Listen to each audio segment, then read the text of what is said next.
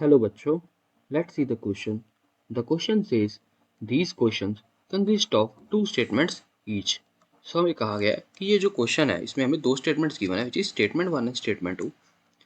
सो हमें बताना है कि क्या जो हमारी जो ये स्टेटमेंट्स हैं ये ट्रू है कि नहीं. अगर ये दोनों स्टेटमेंट्स ट्रू है तो क्या हमारी जो स्टेटमेंट 2 है वो करेक्ट एक्सप्लेनेशन है स्टेटमेंट 1 की नहीं.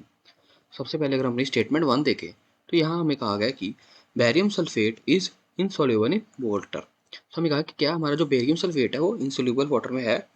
सो हमें देखें तो वाटर में सॉल्युबिलिटी के लिए हम कौन सा हमारे पास एक प्रॉपर्टी होती है that is hydration energy. So water में सॉल्युबिलिटी के लिए हम कंपाउंड्स की हाइड्रेशन एनर्जी देखते हैं. सो हम देख सकते हैं कि बेरियम जो है ये ग्रुप 2 को बिलोंग करता है which is alkali earth metals.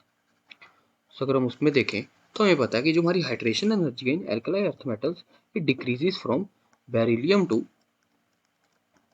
To positive.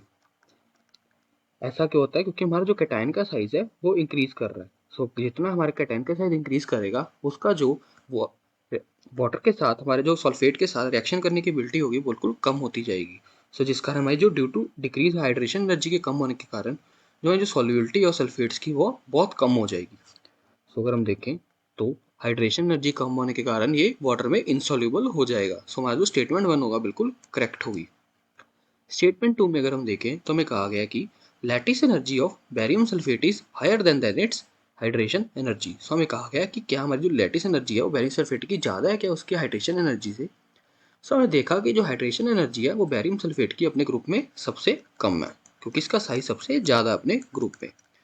पर अगर हम लैटिस एनर्जी का ट्रेंड देखें सल्फेट्स का एल्कलाई अर्थ मेटल्स तो वो इट रिमेन्स कांस्टेंट क्योंकि हमारा जो सल्फेट है ये चार्ज जो है इस पे भी जो है हमारे पास 2 ही होता है जिस कारण ये एक बढ़िया कंपाउंड बना लेता है. सो अगर हम देखें अगर हमारी जो लैटिस एनर्जी है वो कांस्टेंट है बट हमारी जो हाइड्रेशन एनर्जी है वो डिक्रीज कर रही है तो हमारी जो लैटिस एनर्जी होगी in the alkali earth metals it would be greater than the hydration energy. So यहाँ पे अगर हम देखें अगर हमारा जो MgSO हो रहा है हमें पता है कि वो सॉल्युबल होता है ना.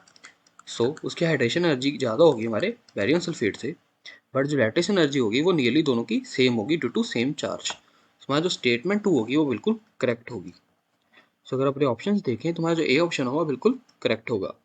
सो I hope you understood it well. Best of luck.